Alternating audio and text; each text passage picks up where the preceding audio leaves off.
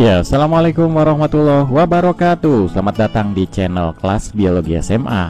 Kali ini kita akan belajar materi biologi kelas 11 IPA, yaitu bab 2 tentang struktur dan fungsi jaringan tumbuhan, submateri jaringan pelindung atau epidermis. Video ini adalah video bagian kedua dari rangkaian materi bab struktur dan fungsi jaringan tumbuhan. Dan saya ingatkan bahwa materi dalam video ini merupakan gabungan dari materi yang ada di buku-buku biologi SMA yang beredar di pasaran. Jadi materinya terbilang komplit. Karenanya, sesuaikan apa yang kalian pelajari di video ini dengan buku pegangan di sekolah kalian atau apa yang diajarkan oleh guru kalian. Ya, kita mulai saja materi tentang struktur dan fungsi jaringan tumbuhan, submateri jaringan epidermis. Ya, sebelum kita membahas tentang materi jaringan epidermis, terlebih dahulu kita akan membahas tentang jaringan permanen. Di video sebelumnya kita telah belajar tentang jaringan meristem, di mana ciri dari jaringan meristem adalah sel-selnya aktif melakukan pembelahan diri. Contohnya jaringan meristem pada ujung akar ini ya, di mana sel-selnya aktif melakukan pembelahan diri, sehingga akar tanaman makin lama menjadi bertambah panjang. Sel-sel hasil pembelahan dari jaringan meristem ini akan tumbuh membesar dan kemudian terspesialisasi menjadi jaringan-jaringan yang memiliki fungsi tertentu dalam tubuh tumbuhan. Dan sel-sel yang telah terspesialisasi dan memiliki fungsi tertentu itu disebut sebagai jaringan dewasa atau disebut juga sebagai jaringan permanen. Contohnya sel-sel bulu akar ini ya, selnya telah terspesialisasi untuk menyerap air dan garam mineral dari tanah. Ada juga sel-sel yang memiliki kemampuan untuk mengangkut air dan garam mineral yang diserap oleh bulu akar dan akan diedarkan ke seluruh tubuh tumbuhan. Dan ada juga jaringan-jaringan yang memiliki kemampuan untuk mengangkut hasil fotosintesis dan diedarkan ke seluruh tubuh tumbuhan, termasuk akar ini ya. Sel-sel yang telah terspesialisasi tersebut merupakan jaringan dewasa atau permanen, sedangkan jaringan di bawahnya, yaitu jaringan-jaringan yang aktif melakukan pembelahan, ini adalah jaringan meristem. Dan jaringan dewasa ini berasal dari jaringan meristem yang sel-selnya aktif melakukan pembelahan. Kemudian, seiring dengan waktu, mengalami perubahan bentuk dan sesuai dengan fungsinya. Ya, selanjutnya kita bahas tentang ciri dari jaringan permanen. Yang pertama adalah sel-selnya tidak melakukan aktivitas perbanyakan diri. Jadi contohnya adalah jaringan atau sel-sel silem ini ya, yang berfungsi untuk mengangkut air dari tanah ke seluruh tubuh tumbuhan. Dan sel-sel ini tidak melakukan pembelahan diri menghasilkan sel-sel silem yang banyak.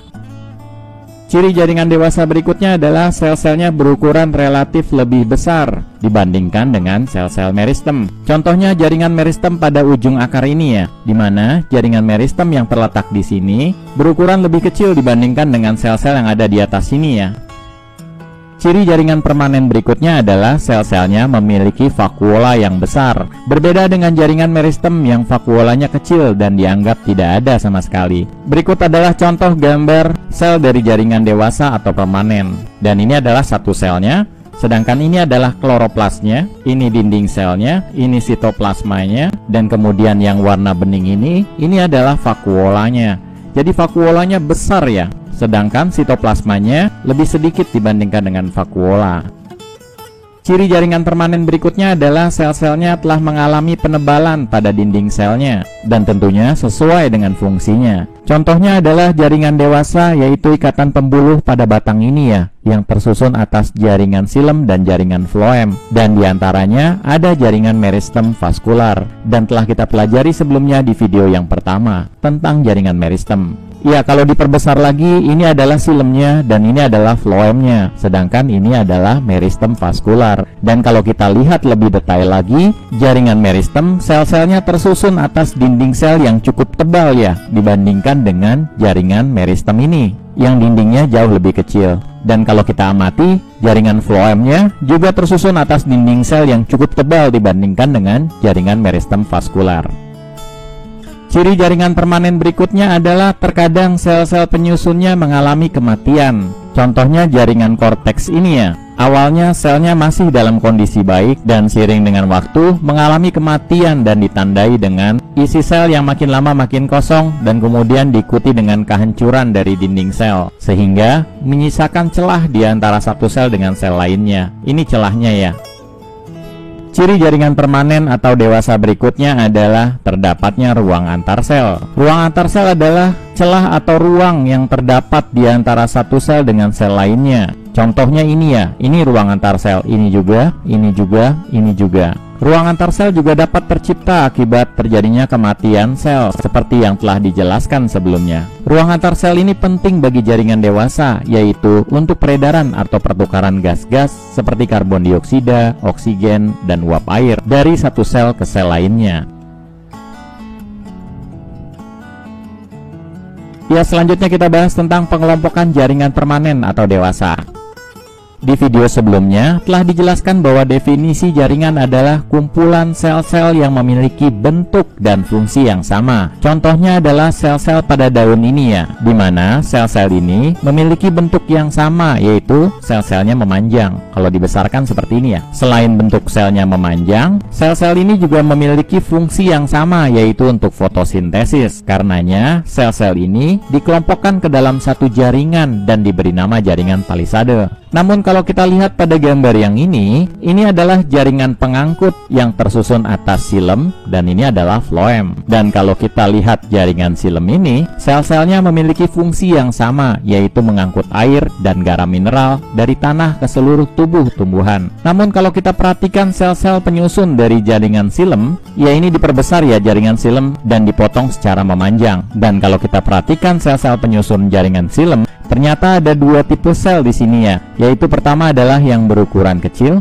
yang ini ya yang berukuran kecil, dan ada juga yang besar-besar seperti ini ya. Ini berukuran besar, ini berukuran besar, ini juga berukuran besar. Yang berukuran besar ini diperbesar jadi gambar ini ya, dan tampak di dalamnya terdapat rongga, serta di permukaannya ada lubang-lubang kecil yang terhubung dengan rongga yang ada di dalamnya. Sedangkan sel-sel silem yang kecil ini diperbesar jadi seperti ini ya, dan sel ini tidak memiliki rongga di dalamnya, namun memiliki lubang-lubang kecil. Jadi jaringan silem tersusun atas dua bentuk sel yang berbeda. Karenanya jaringan pada tumbuhan ada dua tipe sel. Yang pertama adalah tipe sel yang sederhana, di mana sel-sel penyusunnya homogen atau sama baik bentuk maupun fungsinya, seperti pada jaringan palisade ini. Dan tipe kedua adalah tipe yang kompleks, di mana sel-sel penyusunnya itu bersifat heterogen, yaitu sel-sel penyusunnya memiliki fungsi yang sama, namun bentuk sel-selnya tidak sama.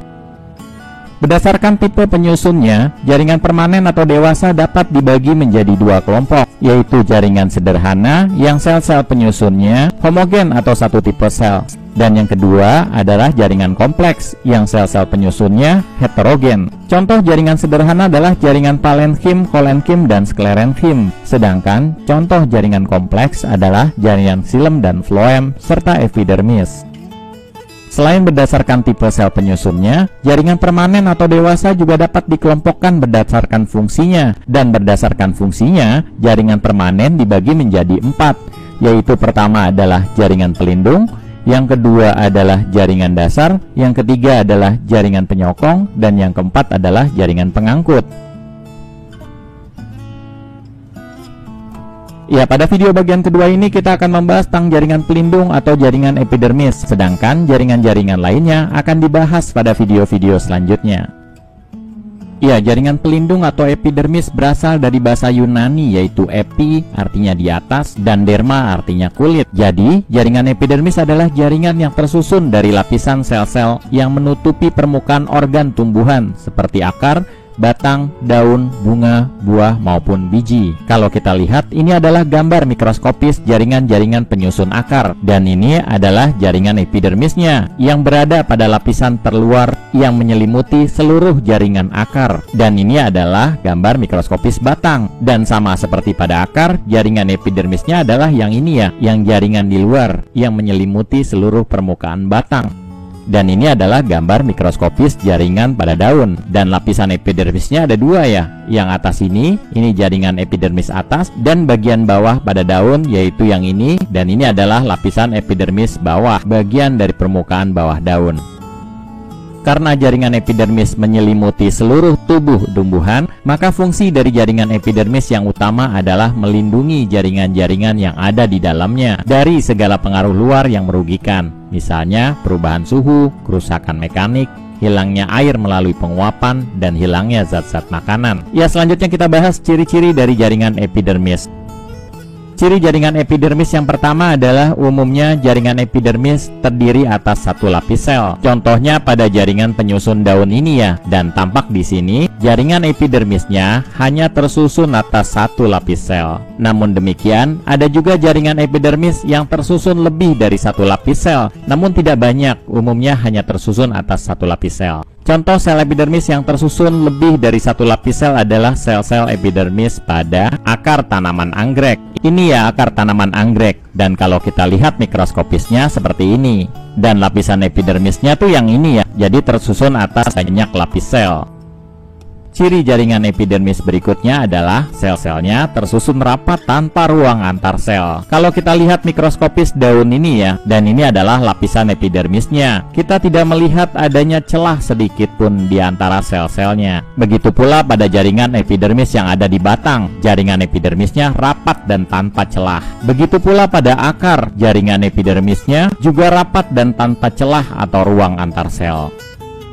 Ciri jaringan epidermis berikutnya adalah bentuk sel-sel penyusunnya bervariasi tergantung spesies tanamannya. Contoh bentuk jaringan epidermis adalah yang pertama bentuknya tubular, dan ini umum pada daun tumbuhan dicotyledon. Bentuk tubular itu tabung ya, yang seperti ini nih, ini kan seperti tabung sebenarnya. Dan kalau dilihat dari atas sini maka seperti ini ya. Nah ini kan tubular nih, tabung. Jadi memanjang tapi tidak terlalu panjang. Bentuk jaringan epidermis berikutnya adalah berbentuk memanjang, dan umumnya terdapat pada helaian daun kelompok monokotil. Contohnya adalah yang ini ya. Jadi kalau ini adalah bentuk tubular, dan kalau ini adalah bentuk memanjang. Tampak di sini sel-selnya jauh lebih panjang-panjang dibandingkan dengan yang ini. Dan bentuk jaringan epidermis berikutnya adalah berbentuk heksagonal. Namun bentuk heksagonal ini hanya terdapat pada helaian daun tumbuhan Aloe cristata, yaitu satu marga dengan kelompok tumbuhan lidah buaya ya. Aloe cristata tuh yang ini ya. Nah ini Aloe cristata, dan bentuk jaringan epidermisnya yang heksagonal adalah seperti ini. Nah ini heksagonal, jadi ada 6 sisi ya, 1, 2, 3, 4, 5, 6. Ini juga 1, 2, 3, 4, 5, 6. Ini juga 1, 2, 3, 4, 5, 6. Ya, ciri jaringan epidermis berikutnya adalah memiliki banyak vakuola serta protoplasma yang dapat menyimpan berbagai hasil metabolisme. Contohnya, zat warna pada daun Rheodiscaler ini. Zat warna pinknya ini disimpan di dalam vakuola. Dan kalau kita lihat gambar mikroskopiknya seperti ini ya. Dan ini adalah gambar sel epidermis dari Rheodiscaler, dan tampak warna ungu yang menyelimuti hampir seluruh isi satu sel ini, dan berarti lingkaran ungu ini adalah vakuolanya yang berisi zat warna dari Rheodiscaler. Ciri jaringan epidermis berikutnya adalah ketebalan dinding selnya berbeda-beda. Contohnya pada tumbuhan konifer ya, atau kelompok cemara. Dan kalau kita lihat daunnya, ini dia yang dipotong secara cross section, dan ini adalah lapisan epidermisnya. Dan kalau kita lihat sekilas, ini dinding-dinding selnya sangat tebal sekali, ditandai dengan warna merah yang pekat. Dan kalau saya lihat mikroskopiknya seperti ini ya, diperbesar. Dan di sini terlihat bahwa jarak dinding selnya dengan sitoplasma di bagian dalamnya itu cukup jauh, menandakan dinding selnya begitu tebal. Namun beberapa tumbuhan juga memiliki epidermis yang dinding selnya tipis. Contohnya sel-sel epidermis yang ini ya. Ini dinding selnya jauh lebih tipis dibandingkan dengan dinding sel pada epidermis konifer. Ciri jaringan epidermis berikutnya adalah ada dinding sel dari epidermis yang mengandung zat lignin, kutikula maupun pektin. Zat lignin adalah zat kayu ya, yang umumnya terdapat pada batang tumbuhan yang telah tua dan berkayu. Pada kayu, zat lignin ini umumnya dihasilkan oleh jaringan sklerenkim. Namun uniknya, beberapa tumbuhan mengandung zat lignin pada sel-sel epidermisnya. Contohnya pada sel epidermis tumbuhan pinus ini ya. Ini daun tumbuhan pinus yang saya potong cross section dan dilihat di bawah mikroskop. Ini epidermisnya, dan di lapisan epidermis ini tampak ada yang berwarna merah tua, menandakan keberadaan zat lignin. Kalau dianalogikan pada tiang beton, zat lignin ini berperan sebagai perekat layaknya semen ya. Dan pada sel epidermis, keberadaan zat lignin ini menambah kekuatan dari daun tersebut sehingga tidak mudah disobek atau dipatahkan. Beberapa jaringan epidermis pada dinding sel bagian luarnya dilapisi oleh lapisan kutikula yang bening ini ya. Jadi, lapisan kutikula ini berada di atas permukaan lapisan epidermis. Lapisan kutikula ini tersusun atas zat chitin, zat yang sama dengan penyusun kuku dan rambut pada manusia. Dan zat chitin ini dihasilkan oleh sel-sel epidermis dalam bentuk zat lignin atau wax atau zat lilin yang kemudian mengeras dan membentuk zat chitin. Ini gambar mikroskopik dari struktur daun di mana kita dapat melihat lapisan kutikula yang begitu tebal menyelimuti dinding-dinding sel epidermis bagian luar. Lapisan kutikula ini sifatnya impermeable, yaitu tidak dapat ditembus oleh air, sehingga tumbuh-tumbuhan yang memiliki lapisan kutikula di permukaan daunnya dapat terhindar dari penguapan yang berlebihan, karena uap air akan tertahan oleh lapisan kutikula, sehingga tidak akan terekspos ke udara. Contohnya daun ini ya, daun ini mengilat karena permukaan daunnya mengandung zat chitin yang sulit ditembus oleh air, sehingga pada saat terjadi penguapan akibat sinar matahari yang terik, uap air tidak dapat menguap keluar dari sel-sel ke lingkungannya karena tertahan oleh lapisan kutikula ini. Karenanya, tumbuhan-tumbuhan yang hidup di daerah yang kering atau di daerah gurun, pada daunnya umumnya mengandung zat kutikula. Begitu pula dengan daun ini yang mengilat karena mengandung zat kutikula di permukaan daunnya. Pada tumbuhan kaktus, daunnya umumnya termodifikasi membentuk duri-duri, sehingga mengurangi luas permukaan daun dan efektif untuk mencegah penguapan. Nah, yang tampak seperti daun ini, yang hijau-hijau ini justru adalah batangnya. Dan kutikula terdapat pada lapisan epidermis permukaan batang yang ini ya, sehingga dapat terhindar dari penguapan yang berlebihan walaupun hidup di gurun tandus yang panas. Lapisan kutikula juga dapat kita temui pada buah, contohnya buah apel ini ya, di mana permukaannya mengilap karena mengandung lapisan kutikula. Pada beberapa tumbuhan, dinding sel epidermisnya juga ada yang mengandung zat pektin. Jika ini adalah gambar sel dan ini adalah dinding selnya, dan dinding selnya saya perbesar seperti ini, maka yang rambut-rambut ini adalah zat pektinnya, yang akan mengikat dinding sel yang satu dengan dinding sel yang lain. Jadi fungsi dari zat pektin pada dinding sel epidermis ini adalah sebagai perekat antara satu sel epidermis dengan satu sel epidermis yang lain. Pada saat buah-buahan menjadi masak atau matang, zat pektin pada dinding sel epidermis akan terurai menjadi asam pektat. Hal ini mengakibatkan ikatan antara satu sel epidermis dengan sel lainnya menjadi lemah dan terurai, dan inilah yang menyebabkan buah menjadi lunak pada saat matang atau masak. Ya, selanjutnya kita bahas materi tentang derivat epidermis. Kalau kita perhatikan pertumbuhan dari akar tanaman di samping ini, terlihat bahwa ada beberapa sel epidermis yang membentuk bulu akar. Saya perjelas pada gambar ini ya. Ya, di sini tampak bahwa bulu-bulu akar tampak terbentuk dari sel-sel epidermis. Namun pada saat kemudian kita melihat sel epidermis pada batang ataupun daun, kita tidak akan menemukan bulu-bulu akar. Tapi bisa jadi kita akan menemukan alat-alat tambahan pada tumbuhan yang tidak ditemukan di akar. Contohnya pada tanaman bunga ros ini ya, di mana pada permukaan batangnya terdapat duri-duri yang terlihat seperti menempel. Alat-alat tambahan seperti bulu-bulu akar, kemudian duri-duri dan lain-lainnya dihasilkan dari modifikasi sel epidermis, dan ini dikenal dengan istilah derivat epidermis. Ada 9 derivat epidermis yang harus kalian ketahui. Saran saya untuk memudahkan kalian mempelajarinya, buatlah ringkasan dalam bentuk peta konsep. Ya, derivat epidermis yang pertama adalah stomata, kemudian ada trichoma, kemudian emergensia, spina, sel kipas, sel kersik, filamen, kemudian litokis, dan terakhir adalah sel silika dan gabus. Ya, kita bahas satu persatu derivat epidermis. Kita mulai dari stomata. Ya, kalau kita lihat permukaan daun di bawah mikroskop, maka kita akan menemukan adanya lubang-lubang seperti ini ya, pada lapisan epidermisnya. Dan lubang-lubang ini dikenal dengan istilah stomata, yaitu celah atau lubang yang berada pada permukaan daun. Stomata ini berfungsi sebagai jalan masuk dan keluarnya gas-gas dari dan ke dalam tumbuhan. Jadi, gas-gas yang diperlukan dalam proses respirasi atau pernapasan seperti oksigen dan gas yang dikeluarkan dalam proses pernapasan yaitu karbon dioksida dan uap air akan masuk dan keluar melalui stomata ini. Begitu pula bahan-bahan yang diperlukan dalam fotosintesis maupun transpirasi ataupun penguapan, semua keluar dan masuk melalui stomata ini.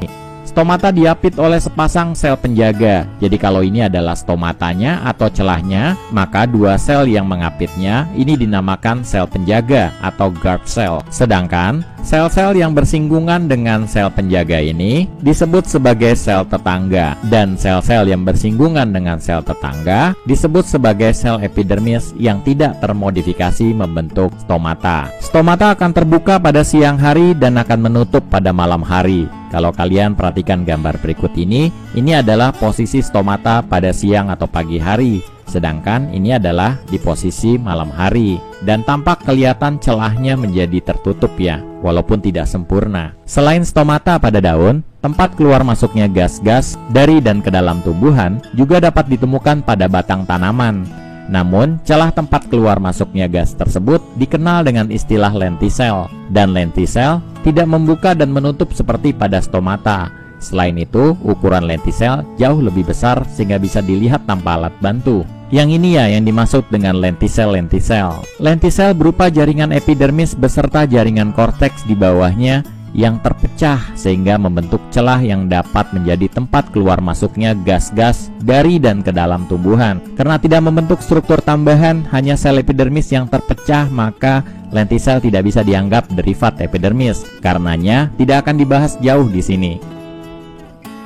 Ya, berikut adalah gambar mikroskopis dari lapisan epidermis tumbuhan Rhyodiscaler. Ini tumbuhannya ya. Dan ini adalah mikroskopis dari epidermis Rhyodiscaler. Tampak di sini adalah stomatanya, dan ini adalah sel penjaganya ya. Ada dua, 1 dan 2. Dan ini adalah sel tetangganya. Jadi, sel-sel yang bersinggungan dengan sel tetangganya seperti ini, dan lain-lainnya, itu adalah sel epidermis yang tidak termodifikasi. Ya, ini juga masih dengan tanaman yang sama ya, dimana ini adalah celah stomatanya, sedangkan ini adalah sel penjaganya atau dikenal juga dengan istilah sel penutup ya. Dan ini adalah sel-sel tetangganya. Dan di sekitar sel tetangga ini adalah sel-sel epidermis yang tidak termodifikasi membentuk derivat epidermis yaitu stomata.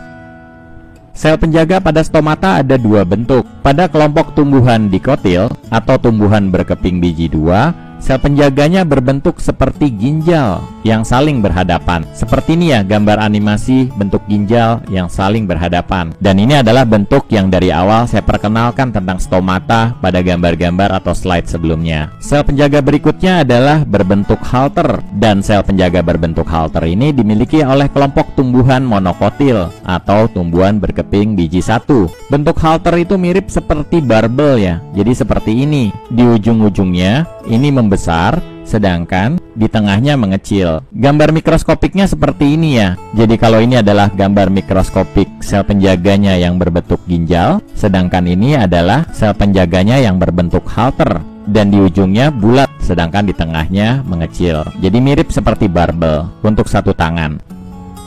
Ya, ini juga contoh sel penjaga yang berbentuk ginjal ya, seperti ini. Ya, ini juga sama, berbentuk seperti ginjal. Sedangkan ini adalah contoh penjaga yang berbentuk halter. Ini yang di ujung-ujungnya membesar ya. Ini juga demikian. Dan celah stomatanya yang ini.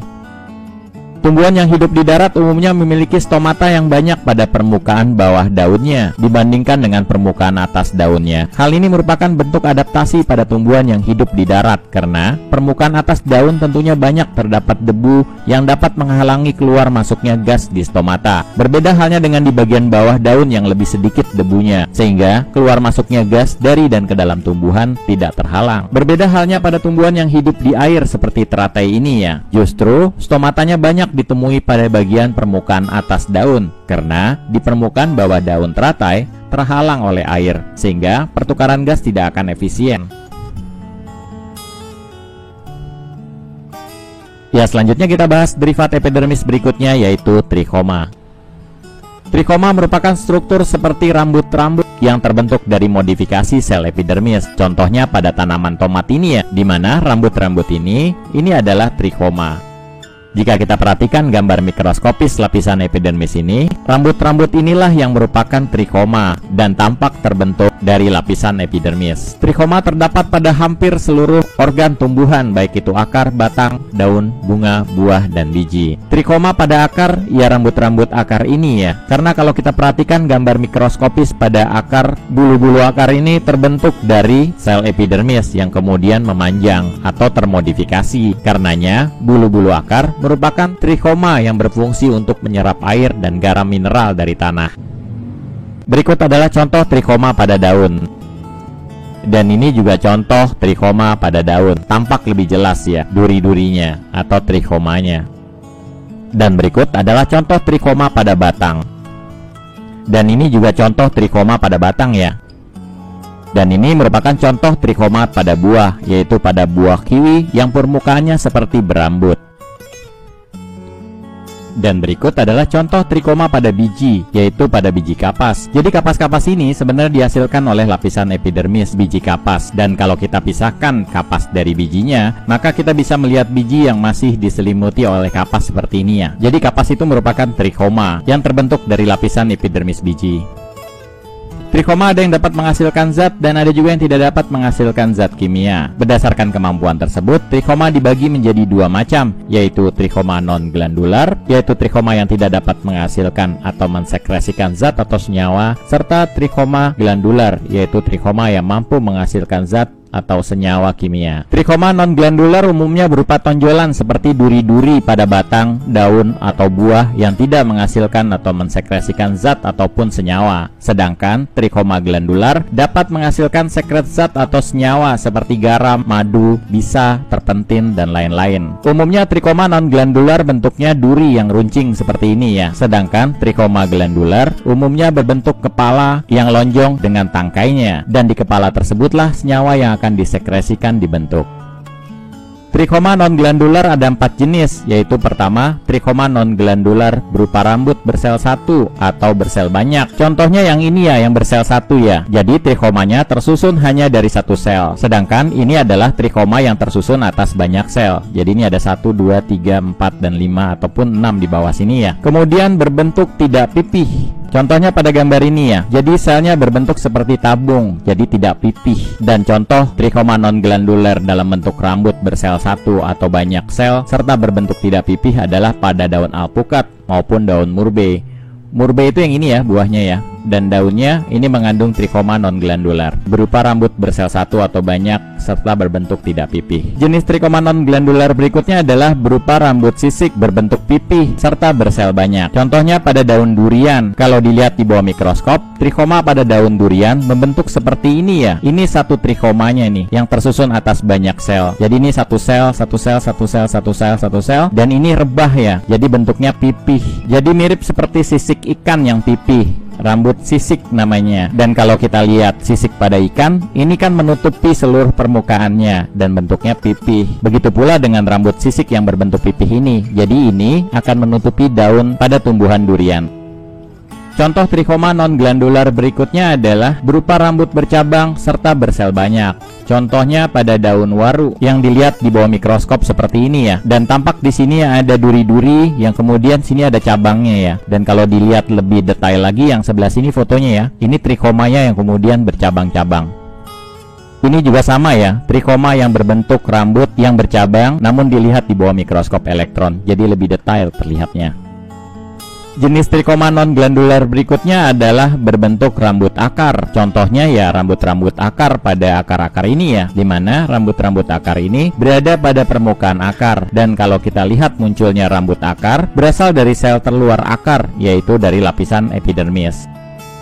Berikutnya kita bahas tentang trikoma glandular, yaitu trikoma yang menghasilkan zat atau senyawa kimia. Berdasarkan senyawa kimia yang dihasilkannya, trikoma glandular dapat dibagi menjadi 4 jenis, yaitu pertama, trikoma hidatoda yang mengeluarkan larutan encer berupa asam organik maupun anorganik. Ini trikoma glandularnya ya, dan saya besarkan tampak seperti ini. Dan di sini tangkainya, dan kemudian ini kepala yang lonjongnya. Nah, disinilah senyawa asam organik maupun anorganik dibuat. Contoh Trichoma hydatoda ini adalah pada daun muda dan batang tumbuhan Cicer ariantinum, serta dari keluarga tumbuhan Aracea atau keladi. Cicer ariantinum itu nama lokalnya kacang Arab ya. Tanamannya seperti ini nih. Nampak pada daun-daunnya serta permukaan batang mudanya itu terdapat rambut-rambut berglandular yang menghasilkan senyawa asam organik maupun anorganik. Dan buahnya ini nanti setelah matang akan dihasilkan biji dan setelah diolah akan menjadi kacang Arab yang biasa dibawa sebagai oleh-oleh pulang haji atau umroh. Untuk keluarga keladi, ini contohnya adalah Clocasia. Ini ya tanamannya, yaitu tumbuhan keladi yang umum kita lihat sehari-hari di sekitar. Contoh lainnya dari keluarga keladi adalah Aglonema, yang banyak digunakan sebagai tanaman hias. Trichoma glandular berikutnya adalah trichoma sekresi garam. Sama seperti Trichoma hydatoda, senyawa garam juga dihasilkan pada struktur yang membesar ini ya. Kemudian disimpan di dalam vakuola. Seiring dengan usia tanaman, sel sekresi menjadi kering dan garamnya tertinggal di permukaan daun, sehingga terdapat senyawa garam di permukaan daun. Contoh tumbuhan yang mengandung trichoma sekresi garam adalah Limonium, Tamarik, serta Avicennia. Tanaman limonium itu seperti ini ya, dan termasuk ke dalam kelompok bunga abadi, yaitu bunganya tetap mekar tidak layu walaupun sudah lama dipetik. Mungkin kalian lebih mengenal bunga abadi yaitu Edelweiss yang umum tumbuh di puncak gunung. Berikutnya adalah gambar tanaman tamarik yang hidup di daerah gurun dan dikenal dengan nama lokal yaitu salt cedar. Salt itu garam ya, karena pada tumbuhan tersebut dapat dijumpai senyawa garam di permukaan daunnya. Berikut adalah contoh tumbuhan Avicennia atau bahasa lokalnya adalah akar api-api dan umum tumbuh di daerah pantai berlumpur. Ciri tumbuhannya adalah akarnya menonjol keluar dari permukaan air atau lumpur, sehingga dikenal juga dengan istilah akar napas. Ini juga ya gambar akar-akar yang menonjol keluar dari permukaan air atau lumpur. Trichoma glandular berikutnya adalah trichoma sekresi nektar atau madu. Jadi pada trichomanya akan dihasilkan madu dan akan dijumpai di permukaan sel-selnya. Contohnya kembang sepatu ini ya. Madunya dihasilkan di bawah ini ya, di pangkal kelopak bunganya. Kalau saya buka atau dipotong kemudian diperbesar seperti ini ya gambarnya. Ini trichomanya yang akan menghasilkan nektar atau madu. Dan berikut gambar yang diperbesar lainnya, di mana ini adalah madu yang dihasilkan dan dikeluarkan ke permukaan sel oleh trichoma sekresi nektar yang berada di bawahnya. Contoh tanaman yang menghasilkan madu adalah semua tanaman berbunga yang penyerbukannya dibantu serangga. Namun, di buku-buku pelajaran hanya dicontohkan beberapa tanaman saja, yaitu bunga abutilon, Lonicera japonica, serta Tropaeolum majus. Ini bunga abutilon ya, atau dikenal juga dengan istilah bunga kembang sore, karena mekar bunganya terjadi pada pukul 4 sore. Berikut adalah penampakan bunga dari Lonicera japonica. Dan berikut adalah penampakan dari tanaman Tropaeolum majus, atau bunga berkedip nama lokalnya ya. Trichoma glandular berikutnya adalah trichoma rambut sengat. Berbeda dengan trichoma glandular lainnya yang kelenjarnya ada di ujung trichoma, justru trichoma rambut sengat ini letak kelenjarnya berada di pangkal rambut sengat atau trichomanya. Di sini nih ya kelenjarnya, yaitu di bagian yang mengembung di pangkal duri trichoma ini. Ini agak patah ya, harusnya ini berdiri ke atas. Dan kelenjar ini menghasilkan zat racun yang akan terasa pedih jika kita tertusuk pada trichomnya. Contoh tanamannya yang terkenal adalah Dendrocnide moroides, Urtica ferox, serta Laportea stimulans. Dendrocnide moroides atau dikenal sebagai tanaman gimpi-gimpi adalah salah satu tanaman yang mematikan di dunia. Duri atau trichom pada seluruh permukaan tubuhnya mampu menghasilkan zat penyengat yang dapat menimbulkan kesakitan hingga berbulan-bulan. Berikut trichom halus yang dapat kita lihat di permukaan daun dari tanaman gimpi-gimpi. Trichom ini akan patah dan masuk ke dalam kulit bersama dengan kelenjar penyengatnya, dan sakit tidak akan hilang jika trichoma ini tidak dikeluarkan dari dalam kulit. Berikut adalah tanaman Urtica ferox. Berasal dari bahasa Latin urtico, yaitu uro yang berarti membakar. Sebab daun urtica ini jika trichomnya tertusuk dan masuk ke dalam kulit dapat memberikan sensasi panas. Berikut adalah tumbuhan Laportea stimulans, dikenal juga dengan daun pulus ya. Dan daun ini juga pada saat terkena kulit akan menimbulkan gatal, perih, kemerahan, dan bengkak pada kulit. Ya, begitu beragamnya jenis dan macam dari trichoma, maka dapat disimpulkan fungsi dari trichoma pada tumbuhan adalah yang pertama, untuk mengurangi penguapan. Adanya trikoma akan mencegah penguapan berlebihan karena sinar matahari tidak langsung menyinari sel-sel tumbuhan, melainkan terkena oleh trikom terlebih dahulu, sehingga daun sedikit terlindungi. Adanya trikom-trikom juga menyebabkan lingkungan di sekitar permukaan tumbuhan menjadi lebih lembab seperti pada saat kita ada di hutan yang penuh dengan batang-batang pohon menjulang. Fungsi trikom berikutnya adalah mengurangi gangguan dari hewan pemakan tumbuhan atau herbivora. Masih kita ingat bahwa tumbuhan ada yang trikomnya menghasilkan zat sengat yang cukup mengganggu manusia maupun hewan. Selain itu, adanya trikom juga membuat hewan tidak nyaman baik pada saat berjalan di permukaannya maupun saat memangsanya atau memakannya. Fungsi trikom berikutnya adalah membantu penyebaran biji. Kita ingat tanaman kapas memiliki biji yang dibalut oleh trikom berbentuk benang-benang yang halus seperti ini ya, atau yang kita kenal dengan istilah kapas, sehingga bijinya menjadi ringan dan mudah terbawa oleh angin dan diterbangkan jauh dari tanaman induknya. Fungsi trikom berikutnya adalah membantu penyerbukan bunga. Seperti kita ketahui, trikom glandular dapat menghasilkan madu. Madu akan menarik serangga untuk hinggap pada bunga. Pada saat menghisap madu, maka serbuk sari pada tanaman akan menempel pada permukaan tubuh serangga. Dan pada saat serangga tersebut hinggap ke bunga yang lain, maka bisa jadi serbuk sari yang menempel pada tubuh serangga akan berpindah atau menempel kepada kepala putik pada bunga yang lainnya. Maka terjadilah penyerbukan. Fungsi trikom berikutnya adalah membantu tumbuhan merambat. Pada tumbuhan yang hidup merambat pada benda-benda atau batang tumbuhan lain, adanya trikom-trikom ini akan membantu tumbuhan untuk menancapkan diri atau berpegangan dengan benda atau batang tumbuhan yang akan dipanjatnya. Fungsi trikom berikutnya adalah membantu menyerap air dan garam mineral dari dalam tanah. Seperti kita ketahui, yang bertugas dalam menyerap air dan garam mineral adalah akar, dan pada permukaan akar terdapat bulu-bulu akar yang merupakan trikom yang berperan menyerap air dan garam mineral. Ya, selanjutnya kita bahas derivat epidermis berikutnya, yaitu emergensia. Jika trikom merupakan modifikasi hanya pada jaringan epidermis, maka emergensia adalah tonjolan permukaan tumbuhan yang terbentuk dari jaringan epidermis dan korteks. Jika ini adalah lapisan epidermis, sedangkan ini adalah korteks yang berada di bawah lapisan epidermis, maka tonjolan yang dimaksud dengan emergensia itu yang ini ya. Jadi tonjolannya terdiri atas lapisan epidermis beserta dengan korteks yang ikut membentuk tonjolan. Karena tersusun dari modifikasi jaringan epidermis dengan korteks, maka pastinya emergensia tersusun atas banyak sel dan ukurannya pasti besar serta dapat terlihat jelas dengan mata biasa. Contohnya adalah duri tempel pada batang mawar tumbuhan ini ya. Ini durinya, dan duri ini merupakan emergensia, yaitu tonjolan yang terbentuk dari jaringan epidermis beserta dengan korteks. Contoh berikutnya adalah tonjolan pada buah kecubung serta rambut pada buah rambutan. Ini buah kecubung ya, dan permukaan buahnya terdapat duri-duri mirip seperti durian atau rambutan. Dan duri-duri ini dikenal dengan emergensia karena berasal dari jaringan epidermis beserta korteks yang termodifikasi membentuk tonjolan atau duri-duri. Ya, berikutnya adalah buah rambutan, di mana rambut-rambut yang terbentuk pada permukaan buah ini merupakan modifikasi dari jaringan epidermis beserta dengan korteks, kemudian membentuk tonjolan-tonjolan yang dikenal dengan istilah emergensia. Ya, selanjutnya kita bahas derivat epidermis berikutnya, yaitu spina. Kalau emergensia melibatkan jaringan epidermis dan korteks membentuk tonjolan, maka spina merupakan tonjolan yang terbentuk dari modifikasi 3 jaringan, yaitu pertama adalah jaringan epidermis, kemudian jaringan korteks, serta jaringan stele atau silinder pusat. Jadi kalau ini adalah lapisan epidermis, kemudian ini korteks, dan kemudian masuk ke stele, maka tonjolannya kemudian berasal dari 3 jaringan ini yang kemudian menonjol keluar. Contohnya adalah duri pada batang tumbuhan bunga bougainville ini ya. Ini juga duri dari daun bougainville. Kalau dilihat dari penampakannya, duri pada bougainville terlihat menyatu dengan batangnya. Berbeda dengan duri pada emergensia, contohnya duri pada pohon mawar ini ya, tampak seperti menempel pada batang dan tidak menyatu. Selain itu, jika dipatahkan, duri pada bougainvillea sulit sekali karena tersusun atas 3 jaringan, yaitu epidermis, korteks, dan stele. Sedangkan pada duri mawar, ini mudah sekali diputuskan durinya dari batangnya karena hanya terdiri dari 2 jaringan, yaitu epidermis dengan korteks untuk menyusun membentuk duri ini.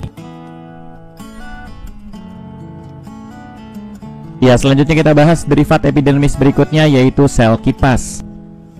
Sel kipas hanya terdapat pada epidermis daun, di mana sel-sel epidermis pada daun permukaan atas beberapa selnya membentuk struktur seperti kipas. Ini ya sel kipas tersebut. Ini juga. Ini gambar yang diperbesar lagi dan mirip seperti kipas.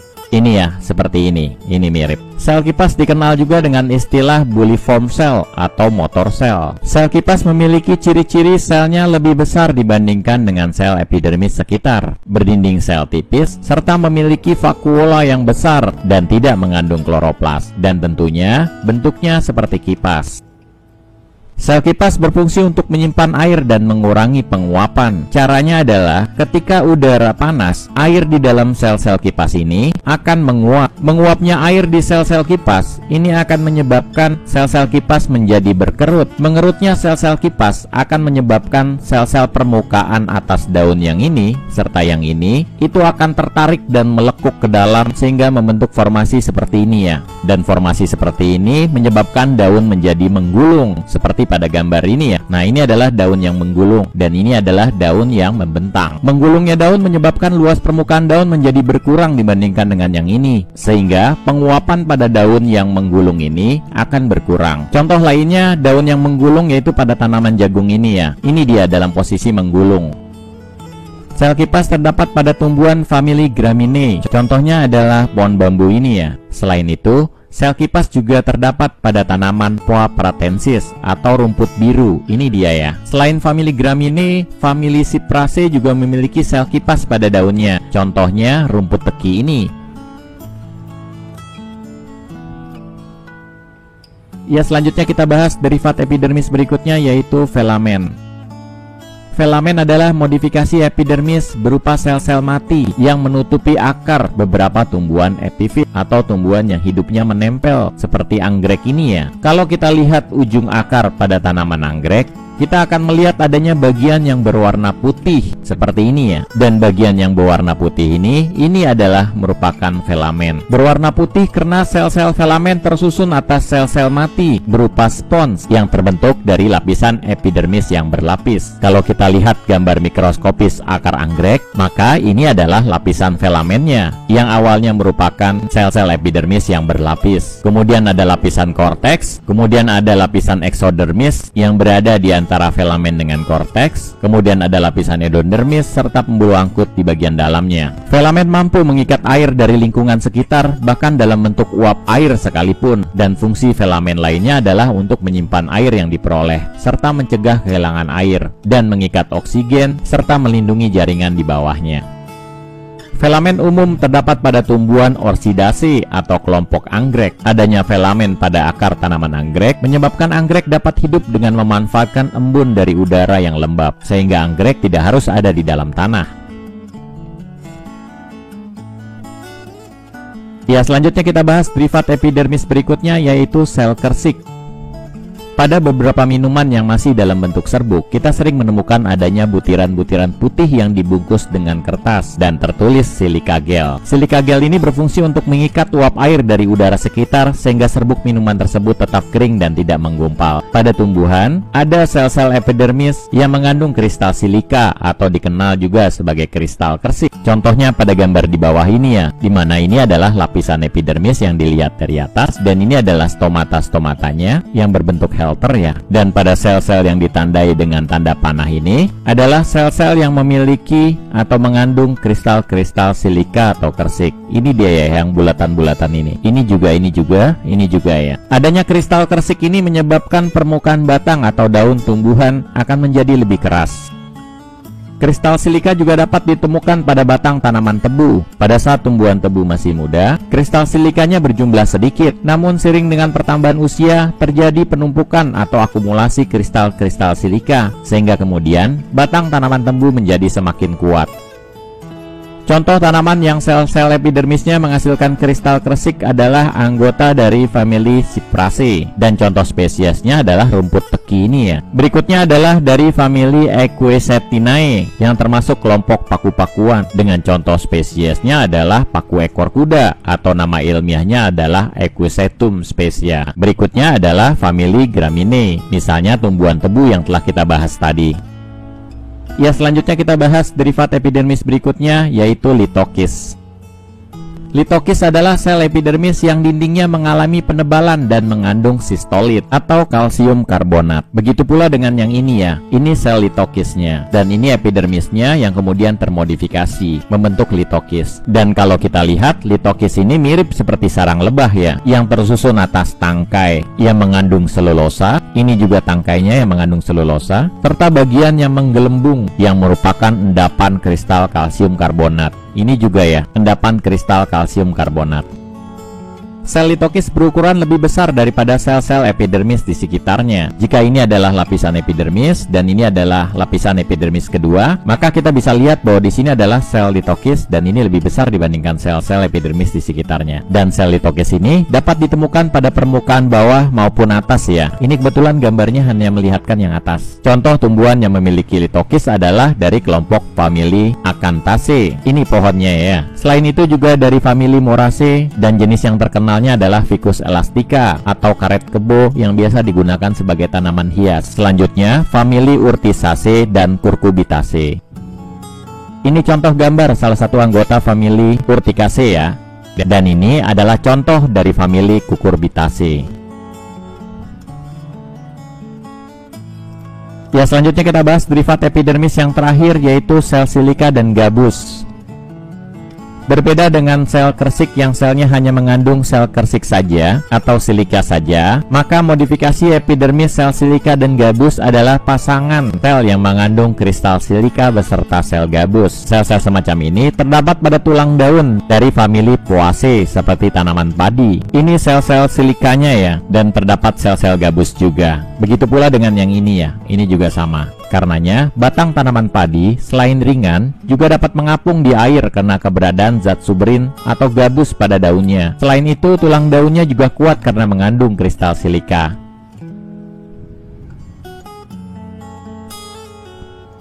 Ya, demikian video kedua kita tentang materi struktur dan fungsi jaringan tumbuhan, submateri jaringan epidermis beserta derivatnya. Sampai ketemu di video ketiga yang akan membahas jaringan dewasa lainnya. Jika kalian merasa terbantu dengan video ini, jangan lupa subscribe dan like video ini. Saya doakan semoga kalian sukses belajarnya dan mendapatkan nilai yang baik. Wassalamualaikum warahmatullahi wabarakatuh.